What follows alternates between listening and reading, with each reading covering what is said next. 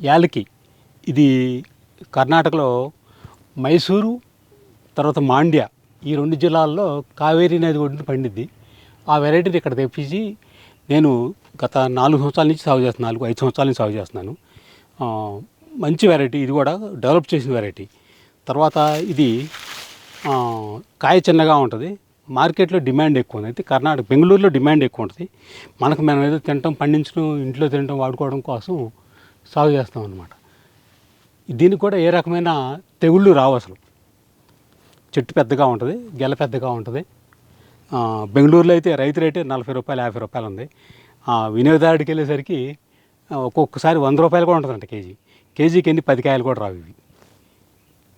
అట్లా చిన్నగా ఉంటాయి కాయలు. అంటే ఇక్కడ మాకు పెద్దగానే వస్తున్నాయి, అక్కడ వాళ్ళకి ఎందుకనో అక్కడ వాతావరణానికి తగ్గట్టు మరి ఎందుకనో చిన్నగా వస్తాయి. ఇది కర్ణాటక రాష్ట్రంలో ఫేమస్ వెరైటీ. యాలకి అంటే చాలన్నమాట. ఇంకా రెండో అరటిపండు ఏది తింటాయి. రెండోది ఏంటంటే గ్రాండ్ నైన్.